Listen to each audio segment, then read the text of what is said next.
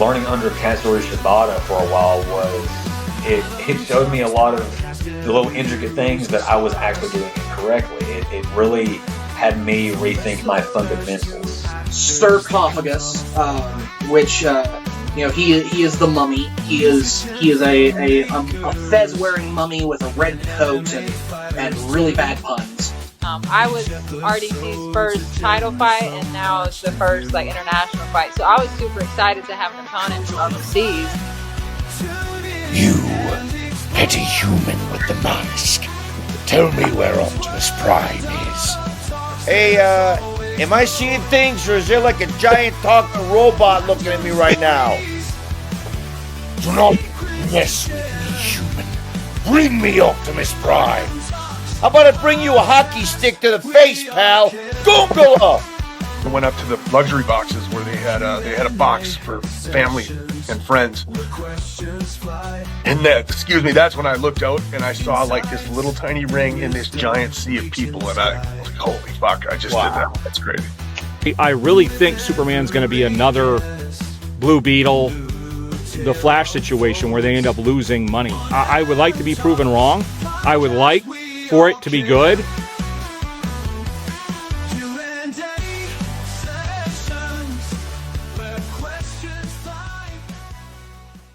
This week's episode is sponsored by Dubby Energy Drinks. Dubby is a brand that is tried and tested with thousands of monthly people consuming their drinks. Dubby launched with just one flavor and slowly grew, and now they have created over 15 plus unique custom-made flavors that are enjoyed by thousands of monthly customers. So get off the big energy bandwagon and check out Dubby. This is how an energy drink should be. Jitter-free, crash-free, no sugars, no artificial colors or dyes, and no calories. And right now, you can get 10% off with the promo code ATPC90. From us here at the Adam Talks podcast as a special gift for you, just for checking out the show. So go to w.gg and use the promo code ATPC90 to get 10% off of your order now.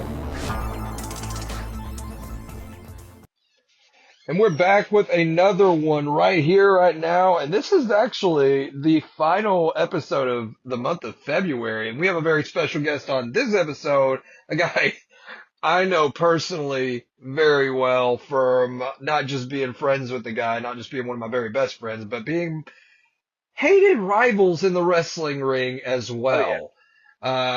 We are talking to the one and only Jeremy Lewis. How's it going, man? Not bad, just representing. I don't know how. Okay, is it showing on screen or not? Yeah. Um, Me and my wife actually bought a shirt from Jeremy for both of us, and we wore them around town the day that we bought them. Anytime we can, we try to wear that shirt anywhere. Like if we're going somewhere together and we both have it clean, we're like, let's just wear our Jeremy Lewis merch, man. well, And yeah, they're really comfortable. They're really nice shirts, man. I'm pretty sure I've So, sold between 20 and 30 of them. oh, nice. Heck yeah, dude. That's awesome. Getting the name around, which it's a lot different, I would say, than where you first started in wrestling in the backyards. And I'm not talking about the very beginning. I'm talking about 2019, 2020 era FCCW, whenever Oh yeah. Jeremy Lewis and formerly known as the Five-Star Kid, Adam Gregory, were tearing it up in there, man. What was that process like for you working on mattresses and then working on the gym floor mats that we had on top of plywood? What was your whole experience going in the backyard stuff, On just it. starting to actually learn to wrestle All right. So honestly, this is actually something I wanted to talk to you about personally too. So I'm glad we get to talk about this on the podcast. I wanted to go back and rewatch some of our backyard days stuff to see how far we come and like just comment on that kind of thing. But it's kind of crazy because first you find out that 10 minutes uh, in a wrestling match is such a long time. 10 to 15 minutes And you find out that having to go for that amount of time can really take your breath out, and it's very, it's a lot more athletic than you think it is, right? But then you find out, because we basically we started from knowing nothing. Well, and then eventually you met Antonio after going to one of his shows, I believe, right? And Yeah, yeah. Well, I looked him up online. Yeah, oh, did you? Okay. yeah. But I yeah, looked. I went online. I was like professional wrestling in Arkansas, and I found out about South Central and messaged Antonio, and he told me to come on by, and that was 2018. can you But I believe stopped that? going for like Can you a little believe bit. Go that ahead. wrestling has been around for over 6 years? They just That's had crazy. their anniversary show in I want to say it was November, and it was an anniversary show. Every one of the matches, the theme was that it was people who wrestled in their first show. So I wrestled Tyler Knight, who was there in the first show. They had Nathan Wow. Hammer wrestle. They had Ray Stryker wrestle. William Blackwell. They had they had Troy Twain, I believe he was there, and then they had Hayden Rose wrestle. Hayden Rose was, I believe, Hayden Rose and Riley wrestled. I'm not 100% sure about that one, but I believe they're the only ones that weren't in that first show. But anyway, so yeah, we you met Antonio. He taught you some stuff about how to wrestle, and all the stuff that he taught you blew my mind because because we didn't know how to wrestle. Me mainly, right? And when you showed me that stuff, it made me want to learn how to properly wrestle, how to be a proper wrestler. Because what we were doing was putting on a good show, but we weren't wrestling. You know what I mean? If that makes sense. And Yeah. that's just kind of how backyard wrestling is, right? There's this show I watch all the time, Tennessee Backyard Wrestling, and I watched them and I was like, well, they obviously have some sort of knowledge of wrestling, but they don't know how to wrestle. You know what I mean? Um, Yeah. yeah, even back in the day, we were better than them, and we didn't know anything. You know what I mean? We were way better than them. That's saying something there, man. You know, but and then slowly, as we were doing matches, putting on better shows, better stories, and we were learning how to wrestle, we slowly integrated out of the mattress stuff into the pads, right? Honestly, that was the best decision in my mind. Of course, Oh yeah. Oh we were yeah. we were being trained how to properly wrestle at that point in time. We went to the Aztec Warrior training, and we learned how to properly wrestle. And I think our matches became better. Um, around that time, I think. Of course, eventually we ended up Oh having our yeah. first match, and I cringe every time because it was my idea. When we had our first match, everything we did in our first match was my idea, and I cringe because I'm two-part mad. I'm two-part mad. Okay, I'm mad because Okay. we could have had a better show with the knowledge I have now. We could have done so much Yeah. better. And Oh yeah. then like they called the match early on accident. And so the part where I wanted you to have time to shine never got to happen.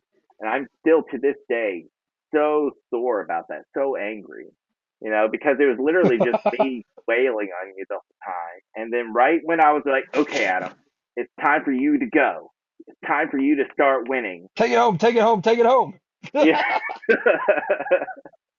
exactly.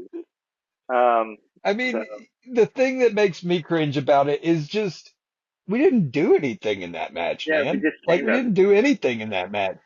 We chain wrestled the entire match, and it wasn't even telling a story, you know? Oh We yeah, oh yeah. just did what in my mind, that first match, we were trying to show Antonio we knew what What he we was learned. teaching us. We could Yeah, do what he was showing us, you know, we could perform what you've shown us, you know. And absolutely. he ain't wrong when he says all you need is a couple of moves Oh to be able to wrestle a good match. But It was, those moves have to be body slams. They have to have hip tosses in there. You have to have arm drags in there. you I don't mean, even have to have those are that stuff. base You have moves to that tell we a learned. story. You have to tell a story, and you have to get in the ring, and you have to do like chain wrestling. You can literally. I watched a match. I don't know if I ever told you about this, but I watched a match about a month ago or two ago, and it was Terry Funk versus two other Terry Funk and one guy versus two other guys. And this match was back in the '60s, I want to say, and they did nothing but tie up for the first 15 minutes of the match. It was a 30-minute match. In the first 15 minutes, they did literally nothing but tie up. They tied up, broke the tie up, and eventually they did a hammer lock or a wrist lock. It was a wrist lock, and they milked that wrist lock for so long because Terry Funk's the bad guy, right? And then you're like, oh, come on, you got to get out Mhm. of this wrist lock. And then he'd go to do something, and Terry Funk gets right back into the wrist lock. You want to hate him so much. And it was just such a great match. And they did nothing the entire match. They did nothing but tie up and wrist lock until the last 5 minutes of the match, where they actually started doing stuff that was big. And because it was happening, you were so hyped up that it was just like, oh my goodness, did he just? Wow, he body slammed him. You know what I mean? Yeah, yeah. It was I, a I, good match. looking back at our old matches, man, and like you said, I think we could have gotten so much better with our first pro match. The thing that we didn't do is use what we already knew from backyard wrestling, which was the show Yeah, element of it, you yeah, know? yeah. We had the show back in the backyard stuff. That's all we knew. We didn't know actual wrestling really. We Yeah, knew yeah, the show. We knew how to be showmen. We knew how to draw from the crowd and this and that. And we weren't afraid to go outside the lines a little bit, not necessarily always have to do wrestling, you know. Strikes are involved in wrestling too, but in our first match, there was barely none. Wait, yeah, there was no strikes hardly in that match. I think a couple of clotheslines. Oh, You body slammed me a couple of times. I hit you I with a kill shot super kick oh yeah. one, and that I was think it. strikes. I think strikes work for you as a character and such, if that makes sense. But for me, Yeah, I want to do strikes per se, but I don't think strikes necessarily. Like there are things I need to do. You know what I mean? But I don't like. I think hmm doing strikes lessens me per se. Although I'm supposed to be a heel, so being evil, you're gonna do strikes, period. But I have to put myself in situations where I look strong, but also strikes make sense. You know what I mean? You mind if I drink this diet yeah, drink? yeah. I do not. Um, I understand that completely. You know, in our last two matches, I did want to talk to you about this real quick. You know, wrestling's in threes, right? Threes. Everything's Yeah, threes yeah. Everything's in yeah, wrestling, correct? yeah. It's like So you got we had our clothesline, first, duck the clothesline, hit me with a drop kick.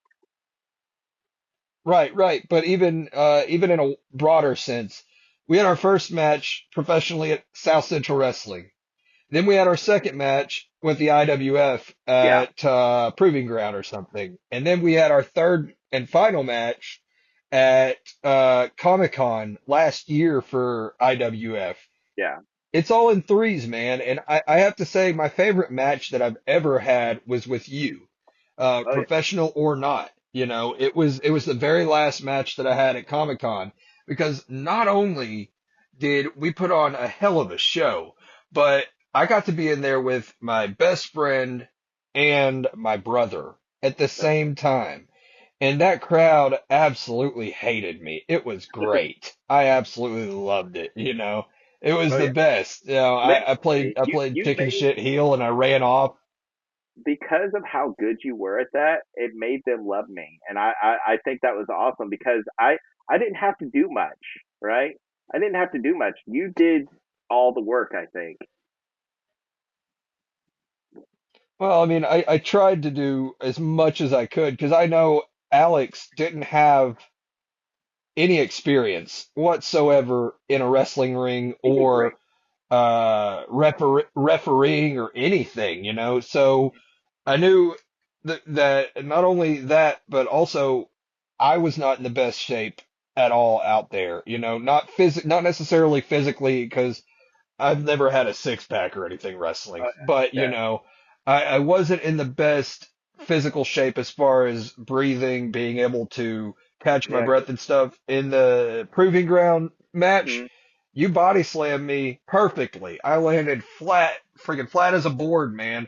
And I still got the wind knocked out of me, and I breathed and everything. I let my, I made sure I didn't hold my breath on any of them, but I couldn't breathe after that Oh body slam. And then flash forward to our last match, same exact thing. You body slam me. I had to roll out of the ring again because I couldn't breathe after that. So I knew I had to rely on building the story. You know, it had to be character work, and that's the main thing I tried to do in that match. And I wanted you to shine. I remember backstage before then, I was almost crying. I think when I was telling you, man, you deserved it. You know, you deserved to win that championship in that match. I appreciate that. Because you worked way harder than I ever did at wrestling, you know, and that's, it's not that I didn't want to work that hard. It's just you did. You outworked me in every way. Showed up to practices, getting booked on SCW shows like almost all the time, you know, and getting the chance to do all kinds of other stuff. You worked I think a Hay Barn show, right? With Oh yeah. Antonio. Yeah. And What was that like that for you? dude, people say that's my best match to date. I'll tell you right now. And Antonio owes me a an elbow drop because apparently I did the elbow drop wrong. So he owes me a receipt on that. But people say that that was my best match to date. Now I'll say that in my opinion, as far as last year goes, I've improved so much. But there are three matches that I remember from last year. Every match other than those three matches were like I remember them, but they weren't like in the matches that I would hold as like matches I like per se. I mean I liked wrestling the people I wrestled, but I didn't necessarily like the matches. And the three matches were me versus Antonio, which is in last place for the ones I like. It was a great match. I loved it. It was incredible. Antonio is just the easiest guy in the world to work with. He knows what he's doing. He'll make you look good. He'll make him look good.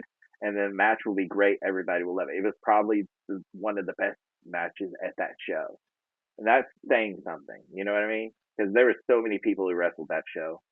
But then my second favorite match was versus you last year for the Intercontinental title.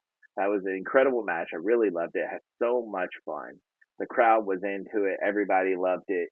It was just the way you performed, as far as like being a heel and getting the audience to hate you. Everything you did, it was telling a story. And I'll tell you right now, I've watched I don't know how many matches last year at FCW, right? Nobody, period. Nobody told a story like you did, right? That's just a fact, in my opinion. I appreciate that. Yeah, in my opinion. Now there are people who basically say, "Well, I think I told the best story" or something like that. And I'll tell you right now, you told the best story, in my opinion.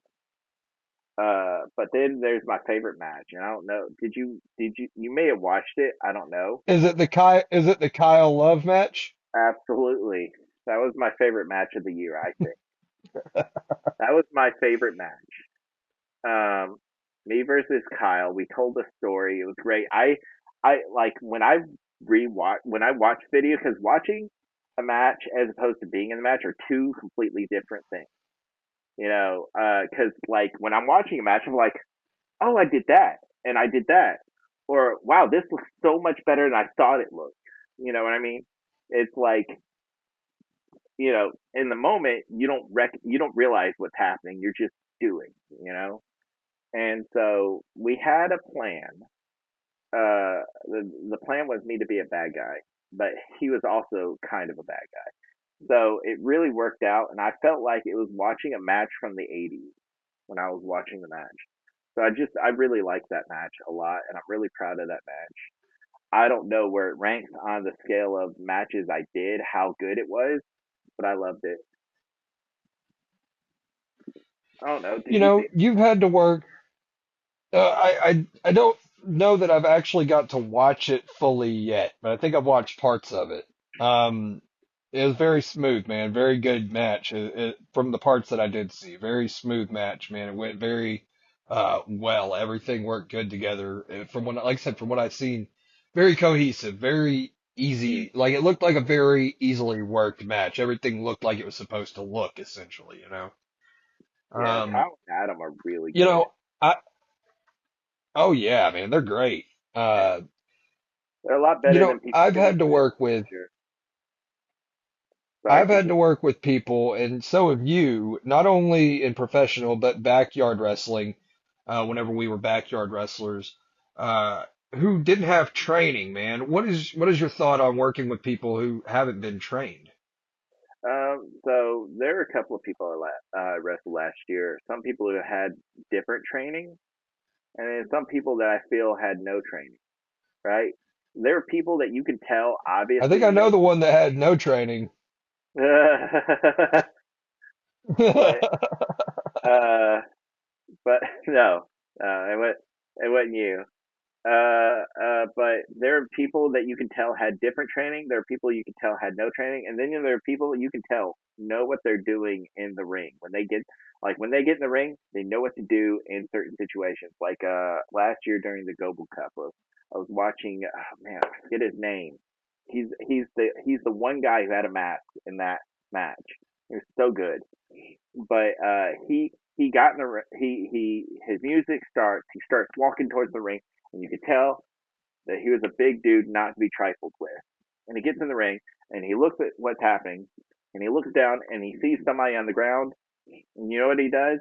He does the perfect thing in that situation, and handles like he does a move which I don't remember what it was. I think it was a body slam or something like that. He picks the guy up, slams him or something like it, and then he moves on to doing the next thing in the match. And everything he does in the match, things calculated, but it's just it's the most optimal thing for what his character would do. Even at a certain point, he gets thrown out of the match. If you watch him get thrown out of the ring during the match, he approaches it in the most safe possible way that you can think of. I mean, it's like, wow, this guy knows what he's doing, right? But then there's other people who you can tell got trained in a different way, where they're not trained as technical wrestlers; they're trained as strikers or this or that, and so you can tell that they have an idea of what to do, right? But they can grapple if they need to, but they don't necessarily know why they're grappling or why they're doing this or that. You know what I mean?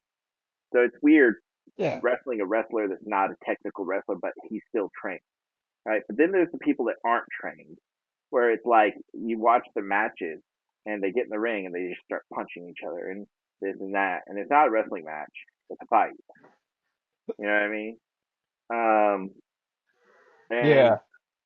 Or there's the guy, or there's the people that have ants in their pants and oh don't yeah, listen to a thing you say, even if you talk oh to them yeah, before the match. oh yeah, a certain clown.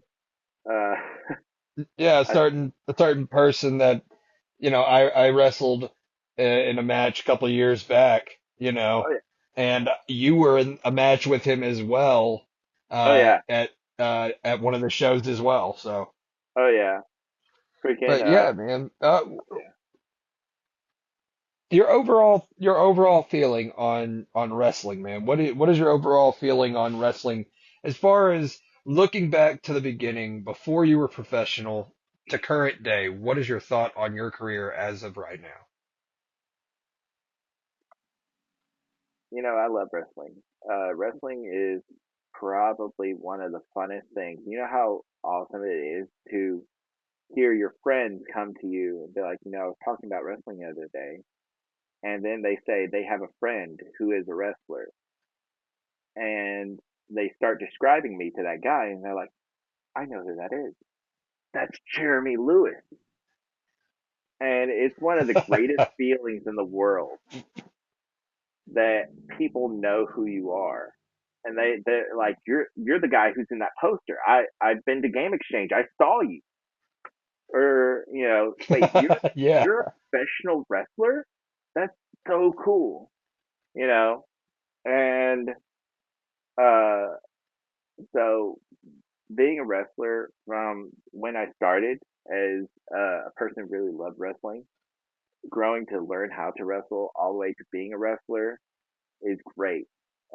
It's one of the greatest experiences ever, and I never thought that I would become a professional wrestler who puts on shows. I'm not saying I put on the best shows. I wish I did, but I'm getting to that point. I'm people still call me green, but I feel like I'm breaking that bridge, right? And I'm getting to the point where I'm actually starting to become a real great wrestler, you know? And I think in the future, Yeah. going into next year or the year after, I will, I think I will become, unless I die before then, hopefully not, I will become somebody that people know. You know what I mean? Like, Yeah. like people will come to shows to see me wrestle. You know, right now, people know who I am, but do they come to see me? I know some friends that do, but what if they're not friends? What if they're just people and they want to see me wrestle? Yeah. That's what I want. I want for a show to happen and people come to see me for that show. That's what I want. Definitely, man. You were talking to me a little bit before we started this about something. So, changing the subject a little bit, you love wrestling, but it wasn't your first passion. When I met you, you were trying to get me into all kinds of things like Doctor Who, which I thank you for. You're trying to get me into comic books, which is what I'm going into now. Because, my uncle was a big comic book guy, and I never really was until I got to be friends with you. You were telling me before we got on here about this new comic company that's been around for, I guess, a little bit, About Ripaverse, right? The Ripaverse. yeah. Hmm.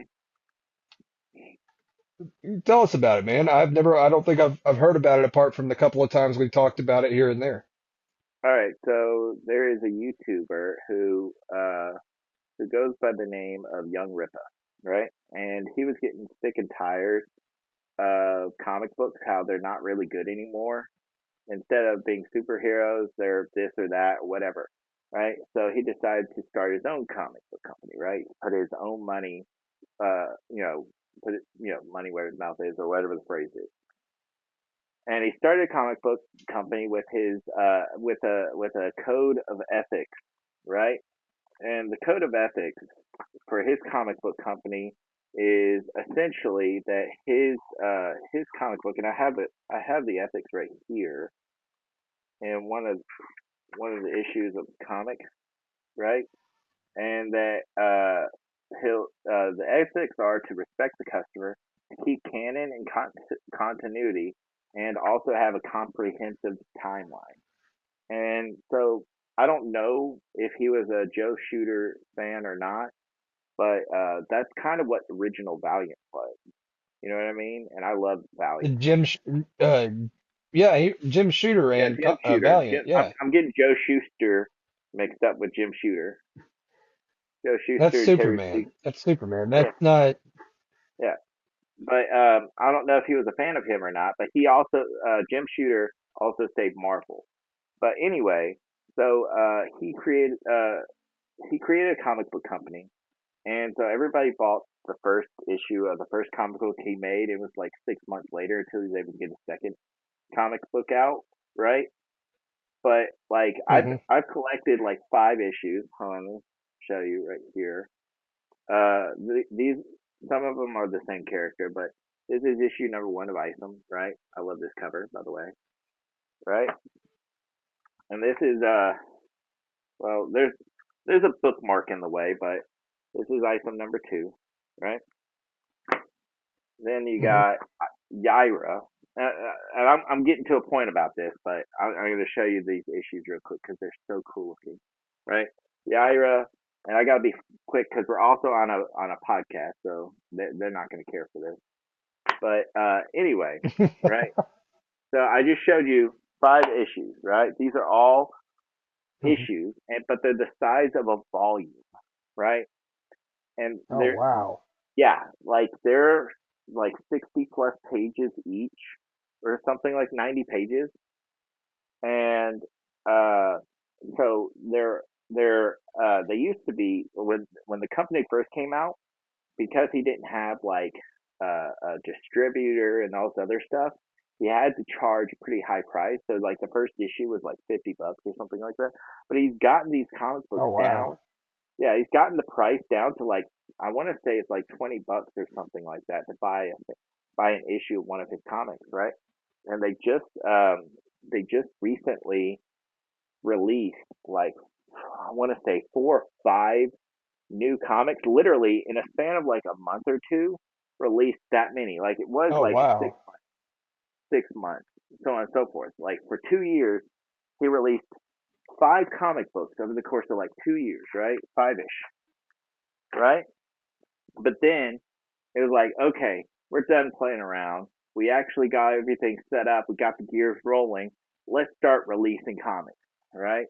And I'm super excited for it because you got Isom, who's a really cool character. He's coming out with the 3rd issue.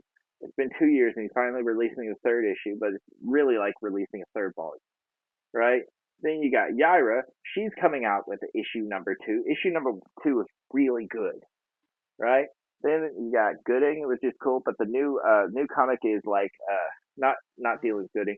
Uh, you also have Alpha Core, which is really good, but they're releasing Alpha Core issue number 2, I want to say, and they're also releasing I want to say it's a prequel comic.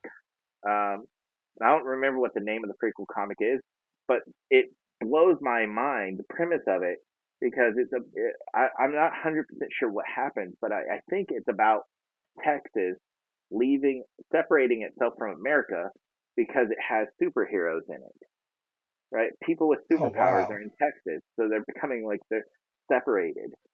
Um, and anyway, I don't know exactly what's happening, but that's kind of the premise that I think is happening in this comic. It's also releasing a comic for a character called Bloodruth. She has like blood powers, but she's also got magic and she deals with demons and stuff like that from other dimensions. And there's this spy lady, and then there's a detective guy. But there's so many comics that he's releasing that I don't know how I'm going to collect them all. It's really I'm so excited for it. But the comic itself, all of it takes place in a place. I want to say it's a fictional city called Florence Park in Texas, and there's superheroes in this place called Accept, and some of them are good guys, some of them are bad guys, and some of them are kind of in between. Right? You got Alpha Corps, this military branch used to patrol and stop superheroes. Then you got superheroes who are just kind of like vigilantes per se, but they're also organized. And then you got people who have powers that just use them to do whatever they want. And so it's like, there's so much stuff happening in this area and it's building a continuity. It's not just that though. It's also apparently got like people see what's happening from outer space and they're joining in like, oh wow, there's a party going on there. And so you got people who are Nordic gods. I don't know exactly what it is, but they're called Norfrika or something like that. And they're from outer space and they're joining in. You know, I don't know where it's all leading Wow. or exactly what's happening, but I'm so excited for what's happening because unlike what's happening in normal comic books where they're rebooting DC for the 8th time and like characters aren't really progressing and stuff isn't like they're telling stories, whatever that is, but the stories aren't good, and I'm not interested and reading new stuff that DC is putting out, or Marvel. Marvel. What was the newest thing that happened in Marvel Comics? Geez, I don't even know what's happening in Marvel Comics. Something to do. I don't even know, man. And that's the problem because they're not. The movies are coming out with stuff. Marvel movies and Marvel TV shows, DC movies are coming out with stuff, but really, it's just retelling of good stuff that happened in the past, you know? And so, or Yeah. taking inspiration of things that happened in the past instead of the newest thing that happened that's good is My Adventures with Superman. I love that show. It's so good. But even then, it's kind of it's reimagining stories that happened, you know? And so, like, Yeah. comics aren't printing out new stuff. Even Valiant. Oh, I'm so upset about Valiant. Dude, let me tell you. Okay, so Valiant got bought by a new group of people. They decided to reboot I Valiant heard with that. some. Yeah, they decided to. It's still Valiant, right? But they're doing this storyline, and I forget exactly what it's called. But they're bringing characters back from the dead. And if you ask me, that's like the ultimate taboo when it comes to Valiant. You know, because certain Treason. characters, yeah, certain characters when they die, they're supposed to be dead. That's what makes separate Valiant from everyone else. And when they die, certain characters that died, they died for a reason in story, right? It was very sad, and you cared about those characters, and you're upset that they died. But bringing characters back from the dead just defeats the purpose, right? They're saying it has something to do with time and how time is no longer a set thing in stone, and how Master Dark somehow behind it, and I don't know. I don't know. I don't know if I'm gonna be down with what's happening with Valiant. So I'm super excited for this because you know it, it's it's it's consistent. They said that's what they want to do. They want to have a consistent storytelling. No retcon, except in the fact that of things that already existed. Like it's like, what if the main character was evil? But it's not that he's just evil out of nowhere. He was always evil. You just didn't know it as a character because you didn't take the signs that showed throughout the time that he was evil. You just wanted to accept that he was a good guy. So is the intrigue for Rippaverse because it's like the '90s Valiant comics? For me, yes, but the story is not the writing is not bad either. Like Alpha Core, right? Alpha Core Hmm. reminds me of an audiobook I've been reading, and the basic gist is you have these three people going down and tracking bad guys, right? So it's what happens when someone who's supposed to be the equivalent of Superman, he's not, but he's supposed to be, right? And he doesn't have Superman's power except for like strength and flight, right? But and he's a morally gray person with a military mindset. So he's using that military mindset to track down people with superpowers that are doing bad things, and he's taking them down by any means necessary with his squad of people, right? That's a good premise. Then you got Yaira, who is basically a Viking with ice powers from outer space, and she uses the fact that she knows Earth to her advantage to stop people from her own world. There's three people from her home world that have powers equal to hers, strength and powers equal to hers, but because she knows has the home field advantage and she's smart, she's able to outmaneuver and beat them, if just barely. And I think that's what's crazy because you're like, this is the first issue of her comic, and she could easily die, but she ends up beating them, right? And it's not like plot armor. You're like, oh, well, that makes sense. And I think that's kind of the appeal for me is that the writing is good, the characters are compelling, and the villains are actually a threat. I don't know. I That's how gotcha. I feel about it. I mean, DC did a really good job for a long time, Oh and yeah, then they started falling off, like you said. And oh yeah. Marvel's just always, in my opinion, at least my opinion, Marvel's just been all over the place forever, pretty much. You know, you got X-Men comics that kind of do their own thing. You got 8 different Spider-Man comics that do their own thing. You got, you know, 4 different kinds of Avengers, or 3 or 2, whatever. Oh yeah. It's like, what are you doing? I mean, pick something and stay with it. If they're going to be in their own, if they're all going to be in the same world, why are you telling Elseworld stories in a sense Mhm. all the time? Whenever you could be It's like telling every a individual comic consistent, coherent is a story. different universe. Yeah, it doesn't make sense.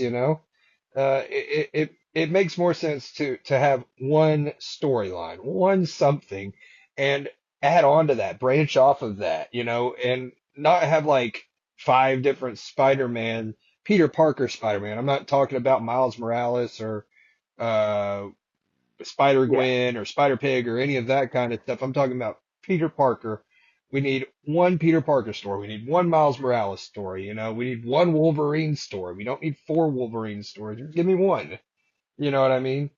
Oh yeah. And Well, if you want to go back in time and tell the comic. older stories, make sure that it adds into the continuity. If it's an old time, like from Wolverine back in the Civil War or something, make Mhm. it add into the current storyline. Don't make it something separate where it branches off into its own timeline.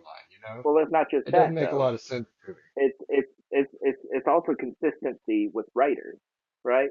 So you mentioned X Men Mhm. a second ago, and that's like a big thing. X Men had something going. They had something. I think it's called Krakoa or something like that, and it was a thing from the earlier comics, but they expounded upon that, right? Where now, like all the mutants died, so now they're clones. Every last mutant's a clone on this sentient plant island where they clone every last X Men, right? And what they were doing was saying all the mutants, everyone on Earth that's a mutant, is now on this island, and they're their own sovereign nation. And if anyone else is a mutant, they come that's not on the island. They go and collect them, whether they want to be on the island or not. Like Mr. Fantastic's son's technically a mutant, right? And Yeah, so they go to take him against Franklin. their will, you know. But then, but the story is some people find that story interesting, and I don't, but I can see where they're coming from, right? But then what happens is after that story is over, they're still the setting hasn't changed. Nothing's changed, right? I mean, they solved a problem, but they're still on the island, and this is what's happening, right? But then another writer takes over and just undoes all that, and then goes where they want to go, and I don't like that at all. And it's like so No, now it's if like you got, what the status quo is now no it's like, longer the status quo between writers. Sorry for interrupting you. yeah, no, you're good, man. It's your show. I mean, you're the guest, so I'm gonna let you continue before I continue. But it's like if you got somebody, if like Jim Shooter is the guy that made the Secret Wars comics that saved Marvel back in the day. Mm. You know, if you have, just for example, Jim Shooter, say he was the writer on that, and he wrote the first 2 issues, and then they brought in Joe Schmo over here to write the last 4 issues or whatever it was, and he has a completely different idea of what should happen than Jim Shooter. It's going to throw the whole thing off track. It won't make any sense. Well, But then yeah. also, if you like got one writer here, say Jim Shooter writes one, Joe Schmo writes number 2, then whoever writes 3, it's like you're going to get a different version of every Mm. issue. And it doesn't make Well, sense to do that. You want somebody well, to it's a understand what's happening. yeah. Well, it's a common thing in comic books where one guy he'll write a comic book for several volumes, right, for maybe the next 6 months or whatever, right? And so let's Hmm. say, for instance, same person, Jim Shooter, writes several volumes of the comic book, and the story is we'll just say Wolverine is fighting. Wolverine lives in Canada and he's doing this or whatever, right? But then when his story is over, um, what's supposed to happen is the writer who's going to take over is like, here's what I want to do with the comic. And so the previous writer has to kind of try to lean in that direction, right? But normally what happens is they don't, like, if something happened during this guy's run and it sets the status quo, normally the guy after that respects that, right? He respects the status Yeah. quo. Like now Wolverine no longer has adamantium claws.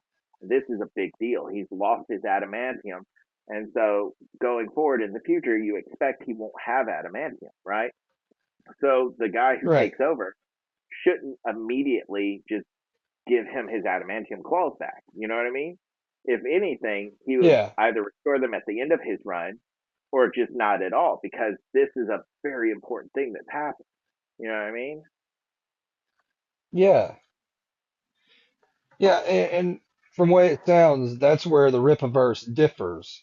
They're at Mm-hmm. least for at the moment because they're a young company, you know. So at least for now, their continuity is staying true to what their what was it their oh my God, I forgot the word you said, the what you called it. Uh, the thing where they're Uh, telling their mission statement, basically, yeah, yeah, yeah, you yeah. know, um, The Rip refers uh, the ethics. code of ethics, yeah. Um, they're staying true to that, which continuity is part of that, which is very refreshing, you know. I'm gonna have to look into that and check it out, man. Mm-hmm. But speaking of comics and comic book worlds and everything of that nature, we've got something brewing with our comic book world at the moment, man. Oh yeah, we We got got a quite whole a bit. bunch of good stuff brewing. You know, over this year, recently on the Shirley Boy Entertainment Facebook page, I made an announcement for like a whole list of stuff. And on that list, we have two audio dramas coming from the Heroverse. One of them we've been waiting since like 2012 to have done properly, and that is The Yeah. Detective. Mm-hmm. I'm very excited about that. We're getting the entire story that me and you talked about originally doing, with the exception that Punchline's not Scottish like he originally was, you Oh know. yeah, yeah, yeah. Um, I think the but thing about audio dramas as opposed to filming is mhm, that there's a lot more you can do with audio dramas. You know, like if you're filming, you have one, two, maybe three people, right? Because you know we don't have a budget. We don't have any budget. Um, yeah, and so when you're doing an audio drama, you can do action, you can do violence, you can do whatever, because the mind fills in those blanks. So as long as you have good voice acting and good sound, the audio dramas are just incredible. And I think that's one of the things that can make Detective shine, personally. I do too. You know, and the chance to be able to tell it not like we've tried to in the past, like an action-esque kind of thing where it's Batman and larger than life, you know. It's Mm-hmm. very noir, it's very self-contained, which is something you would want for that Yeah. kind of story, wouldn't you say? Well, absolutely. I think Um, the whole point of Detective is that it's supposed to be noir. It's supposed to be like uh, either Batman, Dick Tracy, whatever, you know, where they can narrate to themselves, but also you know, they can set the scene for what the city is and stuff. And I think being able to, because like, you know, it's the same thing with like Power Rangers. You know, every scene in Power Rangers is in a mine quarry or a warehouse because those are the best place to film explosions. But you know, for us, you know, we don't, you know, we had to use back alleys and neighborhoods and forests and stuff like that because those are the best places to film stuff like that. But with a audio drama, you can say you're anywhere. You can literally be anywhere, and the mind will fill in that. And yeah. I think that's just amazing. See, the thing that I'm excited about is for the detective that is Hmm. that it is the first in the first hero from the Heroverse that me and you ever made together. You know, Oh yeah, it's the very first one. After that, it was the Warrior, and I think around the same time I made the Hoodie. But Detective was the very first one. And we've been fighting so hard to get this done the way we wanted to do it. Uh, the sad stuff that happens in it, the big emotional impact yeah. that changes James McCarthy into the detective character that he ultimately becomes. You Hmm. know, um, it's exciting as far as that goes. I I'm And super excited for that too. Are we? By the, I'm not trying to do spoilers or anything. Are we going to talk about the other thing related to detective? hmm, well, you know. I think that there's no better time than now. This is the final episode of the month of February, so Hmm. sure, I'll let you take it. All right. So for those of you who are listening in and those who are watching, uh, in the future, we are currently in development. We have a professional artist. We're in development right now to actually have a comic book made for the detective, issue number one, I believe. And Yep. I'm It's super gonna excited. be it's gonna be a comic book adaptation of the audio drama. So you're gonna get to see, not only hear, but see the comic book, the characters, and all of this brought to life in front of you, page by page, whether it's the digital copy that we will have or whether it's the physical copy that we'll be selling as well. And we don't have a time frame on this yet, but it is something that will happen. Not only will that one happen, but also the Hooded Man, Rise of the Hoodie, will also get a comic book adaptation from the audio drama as well. So we're going to have two comic books from the Heroverse, the first two ever professionally drawn, professionally made comic books from the Heroverse for everybody to check out in the future. We're hoping, and this isn't setting a date of any kind, but we're hoping by next year or late this year, we'll be able to have at least one of those issues made, be able to be bought, be able for you to be able to check out and enjoy. Because Yeah, these projects are something that not for me personally, and I'm not going to speak for Glenn. I'll let him speak for himself on this. But this is something for me personally that I am very excited about, very ready for, and I feel like it's almost like a dream come true in a way oh yeah, because we've been, like I said, 2012, the Heroverse was born with Detective, with the story of James McCarthy and his wife being killed and him trying to find whoever did it, you know, and we finally get to give you the proper version of this character in the audio drama and the comic book at a later date. So I'm very excited about that. The Hooded Man's got a very close place in my heart because Shirley Boy Entertainment, right after the original company that we were going to do comics with, Monumental Entertainment, stopped making content. After that stopped making content, I started doing my own thing with Shirley Boy Entertainment, and the hoodie was born. I'm yeah. gonna let you give your thoughts on it, Glenn. I was gonna say honestly, by the time this episode airs, the we should, like, I don't see why we wouldn't, but we should have everything paid for as far as the art goes, right? And so, I mean, Hopefully, yeah. this, yeah, this isn't a thing where we're talking about it and we want this to come out. This is a thing that is happening. I think that's the part that people can look forward to. That guaranteed will be able to release a digital copy, and then I've talked to you, and I don't want to get into the business part of it, but we're going to release a physical copy as well, but because I have an idea of where we can get it printed and all that stuff, but that's really exciting.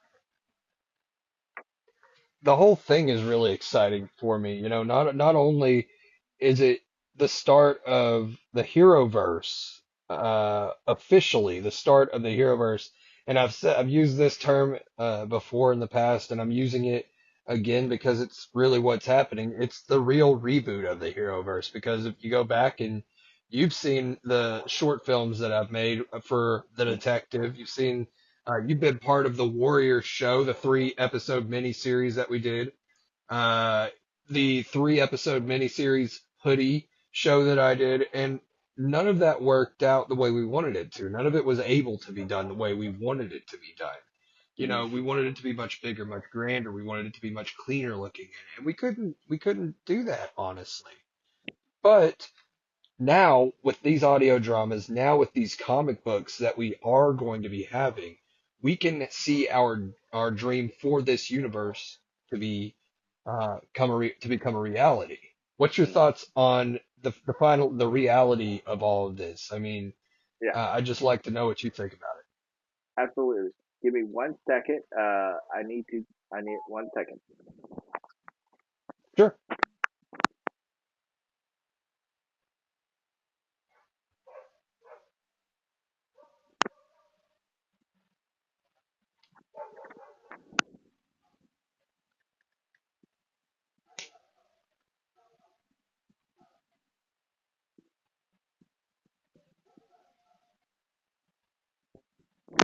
Hello.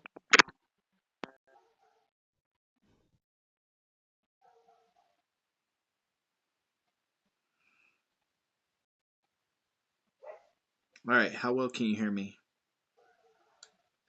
I can hear you. My headphones are probably going to die here in a second. So, Mine too. Um, hopefully you don't hear an echo. Um, yeah.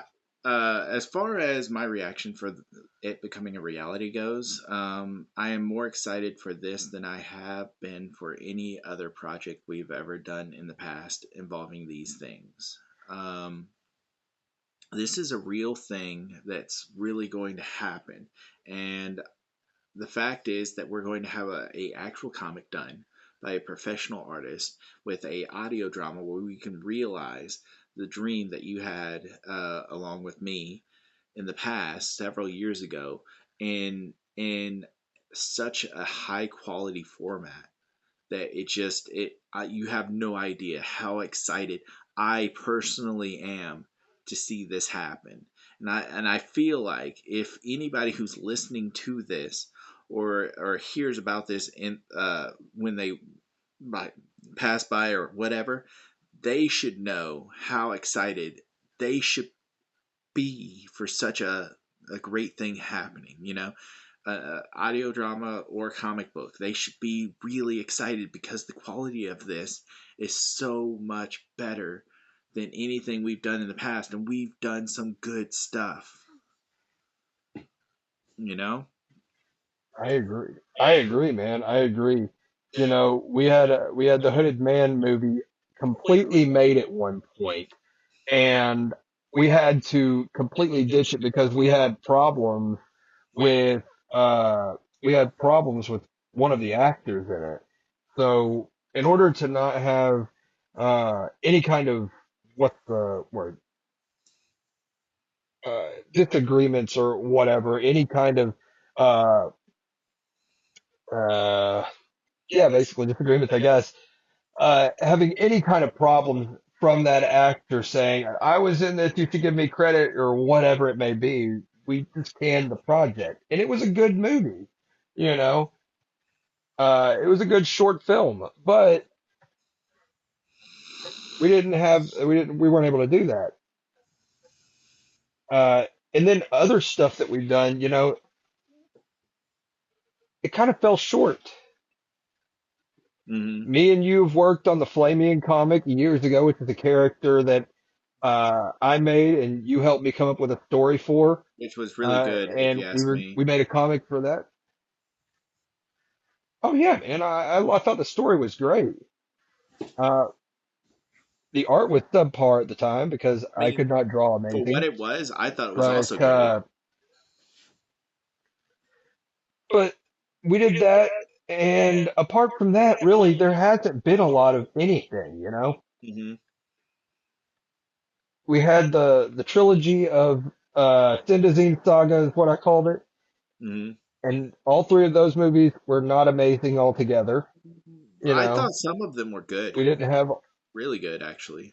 Some of them. Oh, okay. Well, thank you. Yeah. You know, we did what we did. We did what we had to for it, I guess. But apart from that, you know, this is the best stuff that we've done for the Heroverse. Oh yeah, for sure. The audio dramas are top notch, I would say. The acting in them is 100% the best acting. And I think that it's all going to come together great, especially with these comics. Mm. The Um, final thing mhm. that we're going to get into. Oh, go ahead, man, if you were going to say something. I was literally about to say what you're about to say. I was like, do we want to talk about that I think we should, if you don't mind. I think what you're going to lead into, Yeah, man. the thing in Yeah, November. man. Yeah. November is coming up way later, but you know, we have something scheduled down the line for November, and it is something really big. It is the second of the year as far as audio dramas go, where we have collaborated with an actual comic book company. The first one will be in May, and it'll be Serpent Spectre audio drama with Gen Comics, a collaboration we did. They let us make an audio drama at Shirley Boy Entertainment out of their Serpent Spectre prequel comic. And the second one is going to be based on the first two issues of Mr. Fish comic character called The Mighty Caw, the Crow Magnum. Which Uh, I'm super excited for. we got an audio drama coming out, and the guy on the show today, Jeremy Lewis, is playing The Mighty Caw, the Crow Magnum. Take us through it, man. Talk about it. All right, first off, when you showed me the comic, I was like, all right, this is kind of cool. This is kind of cool. And then you're like, well, guess what? I'm doing an audio drama or audio story for it. And I want you to play Call. I was like, what? I'm going to be the main character? Um, and so we went over some voices for how we wanted him to sound until we settled on the one that we got. And yeah, it works out so well. Me and you just listened to what we had so far. And of course, I wasn't able to listen to it properly because I was listening to a recording through my, like, it was being sent through my phone. You know what I mean? So We were listening to it on screen share. yeah. So it wasn't quite the same for me as it was for you in person to listen to it, but I absolutely loved what we got, and I'm so excited because the story is a clear, concise story written well. This is what's happening. This is the history of what's happening and why we're here, and into the story of like how you know what's going to happen. And I love that. Keep going. I'm And going to grab something real quick. absolutely. Keep going. All right. So, and so I love how the progression of the story works with the characters and the voice acting because we have more than is that is that Caw? I can't see from. Okay, yes, it Yeah, is that's the mighty the mighty Caw. I love it. Um, issue number one, man. on my screen, I'm getting pixels and blur, so hopefully when this comes out, it doesn't look like that. There's connection differences, but hopefully I'm not a blur on your screen. But You're not. okay, but no, dude, I love it, and so the basic thing that really gets me into this story is that we have we have several voice actors voicing several different characters, and I'll tell you what, you can't really tell who's voicing who for the most part. I'm pretty sure we know who the Mighty Call is because I spoiled it already, but all the other characters, it's kind of hard to I have tell. no idea who it is. Yeah, it's kind of hard to tell who is who. But I think that's what's great about it is because every character sounds like a different person and they're consistent throughout the story. So it's like when you're hearing these people, you're like, oh, that's that guy. Oh, that's that guy. Because like you'll hear them at different points in the story, but you know they're the same people. And I think that's what's really cool. So you got great voice acting, you got great storytelling, and you have a good story. I don't know where it's going because it's only the first two issues. You know what I mean? So like, even Yeah. like I can read two issues of Superman and be like, okay, these are pretty good. I like this, but I don't know where it's going. You know what I mean? So Yeah. it kind the ending is so metal. Just for what's happening, just the description of what was happening is just so cool. And I don't know exactly what Cro-Magnon's power set is per se. I know it said he can fly. He's ridiculously powerful. Anyone who can break something that's supposedly unbreakable is really strong, right? And the guy's obviously Using his head only, too, man. Say what? Oh yeah, no, He's using his head to break the plex exactly. seal. Well, whenever you have an obstacle, you need to use your head to solve that problem.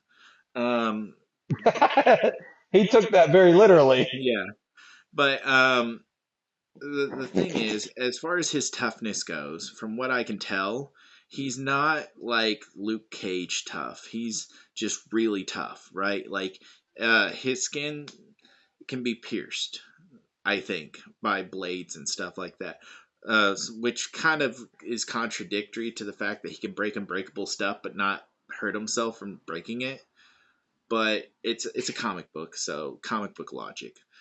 But yeah, he's really tough because he can survive burning up in the atmosphere, and he's really strong and he can fly.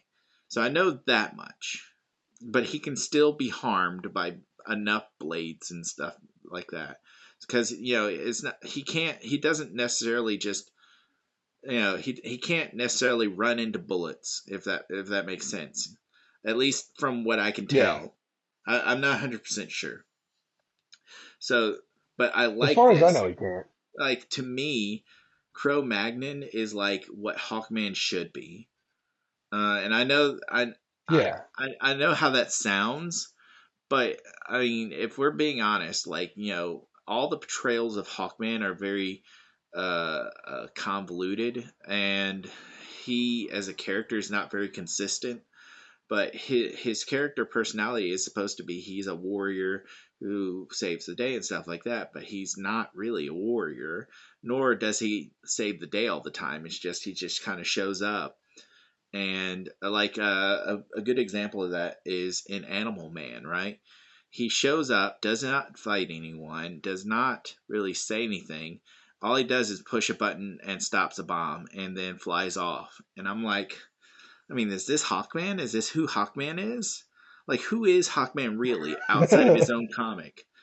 I'll save the day. And he walks in.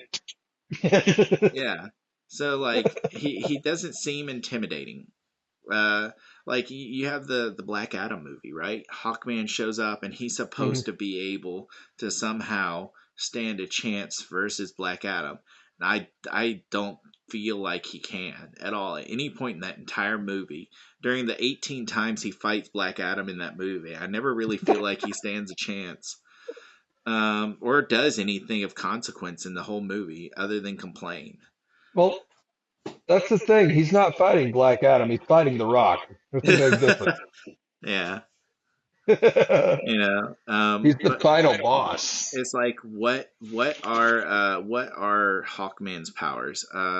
He can fly, he has a mace, and that's it, really. I mean, is he tough? I don't know. And he's Is he strong? I don't know. constantly looking for his love of his life, who doesn't know him at first. Yeah, well, it's like the story of Hawkman is him and Hawkgirl constantly die and get reincarnated to meet back up and fall in love and then die again, right?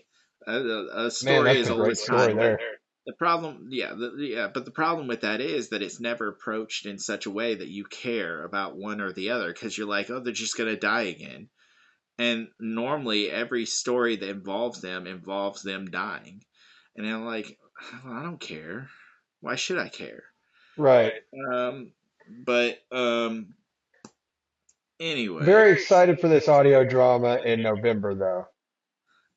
I think you can care about Kaw though, not Yeah. necessarily because of anything compelling he does, because right now, from what I can tell, the first two issues, he is defining his character, right?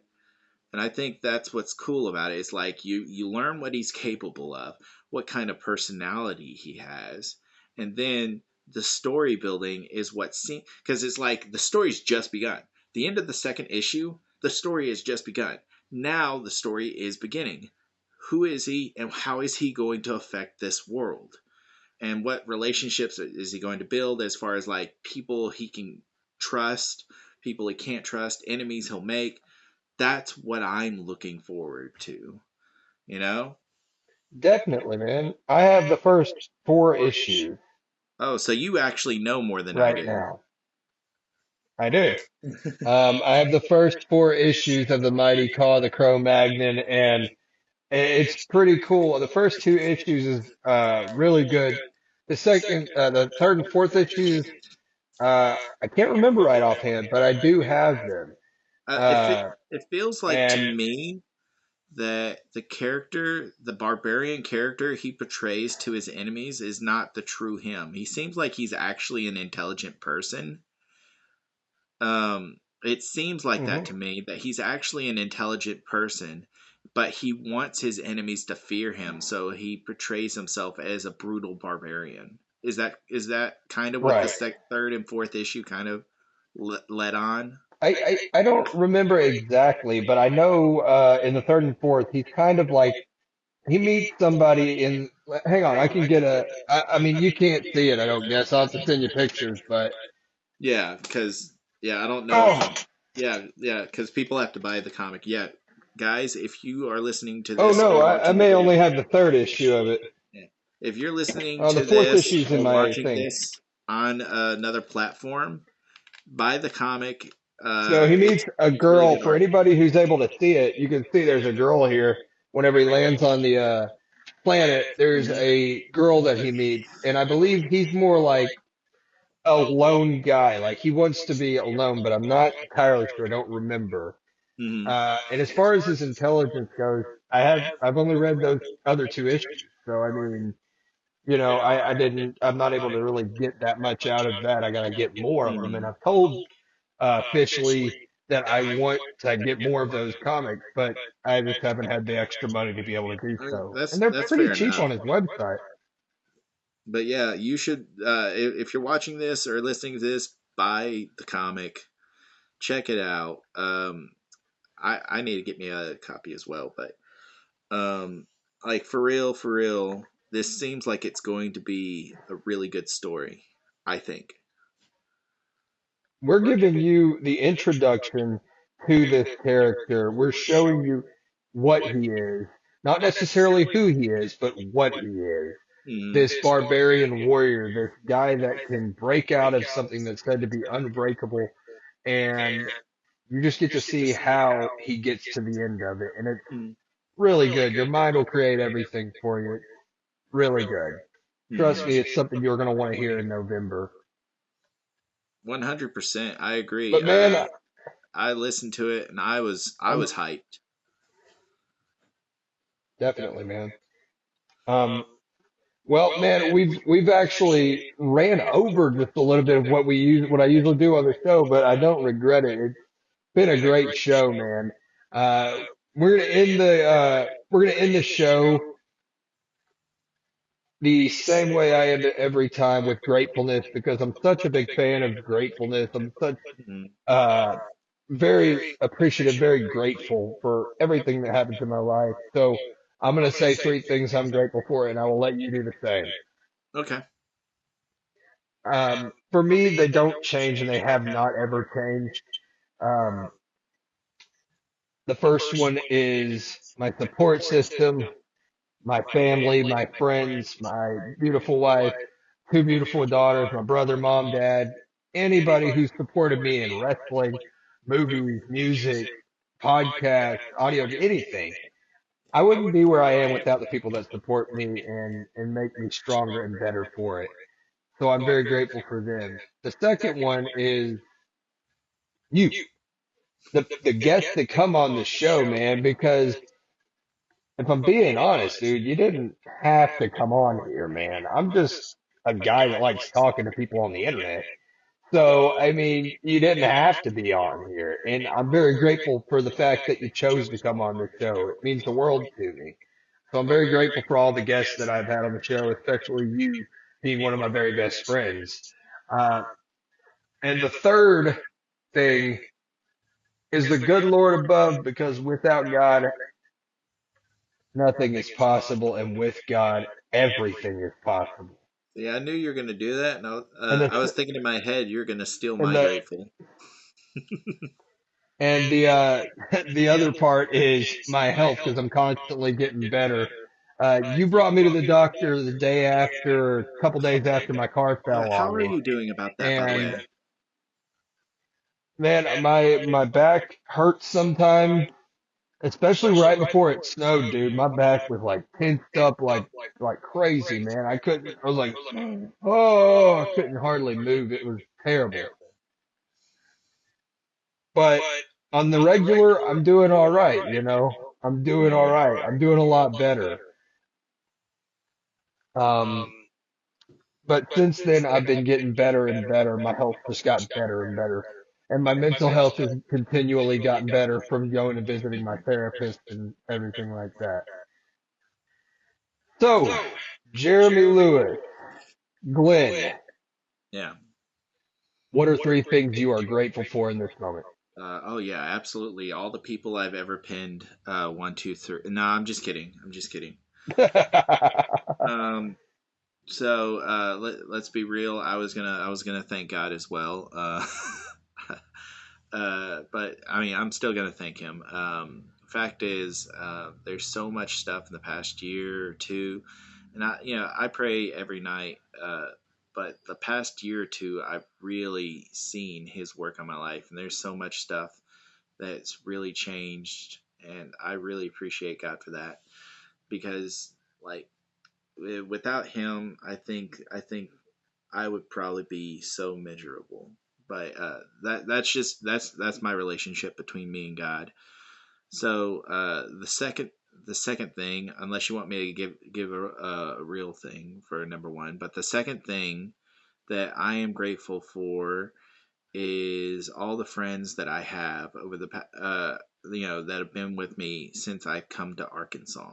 Fact is, you and the other person or are people that some of my first friends that I made here in Arkansas, right? And not only that, but I've made other friends, and even working in wrestling and automotive and all the places I've worked, I've met so many people, and I really have almost. I don't consider Arkansas my home. Tennessee will always be my home, but I Fair enough. really consider people here my family, and that's something that you can't really teach people or anything like that. You find people, and they either are people that you care about or they're not. And I really do care about the people I've met since I've been here. The third one is I don't necessarily have a third thing I'm grateful for, but I'll make up something on the spot. Um, I'm grateful for I'm grateful for the house that I have. It took me such a long time to find a place to live, and I've found a really nice place, a really good place that I can see myself living in for a long time. And so I'm really lucky to have the place I live in with a good landlord and a good affordable price. I think I'm really grateful for that. Man, those are definitely three things worth being grateful for, man. Yeah. Well, some Where more can than people others. find Jeremy Lewis online? All right, so I have several platforms, and I think anybody who wants to get famous or anything like that, they should have several places that they promote themselves. But I'll just name a couple. First off, Jeremy Lewis is an official wrestling page. You can see me on YouTube. You can see me on Facebook. So if you look up Jeremy Lewis on Facebook, if you look up Jeremy Lewis on YouTube, type in Jeremy Lewis Wrestling. Um, I think either Jeremy Lewis Wrestling or one of my matches, Aztec Warrior versus Jeremy Lewis, would probably be the easiest way to find me on YouTube because that's one of the most viewed ones. Um, you can also find me at South Central Wrestling on YouTube, and you can find me on Adam Shirley, his wrestling page, Adam Gregory, I think is YouTube, right? You can find me on there as well. But those are some of the places that you can find me, and yeah, I'm getting up there, I think. Well, man, well, man, I appreciate you coming on the show, man. Say the last bit again one more time. Oh, I said I appreciate you coming on the show. Oh yeah. No problem at all. I really wanted to do this sooner, honestly, but we've been so busy lately. This is the first time you've been on since the first season on your own episode. Oh You yeah, oh realize yeah, that, right? oh yeah. Like the last time I was on here was the Christmas thing, I believe, right? No, the last time you were on, we had a disagreement and it led to a match Oh, at Comic-Con. what you're saying is the last time I was on, you said to me, Glenn, I want to meet you in the ring so that you can pin me 1, 2, 3. I believe that's how the conversation went. Like you said stuff in a very angry way. I don't That's what remember. that's what it I translated don't in my remember. head. I've slept since then. I believe we had a really nice talk about cheese or something, right? Yeah. To be honest, All right, man. Hey, I'm gonna let you get off of here, buddy. You have a great rest of your night. yeah. You enjoy the rest of your evening. Thanks for having me on.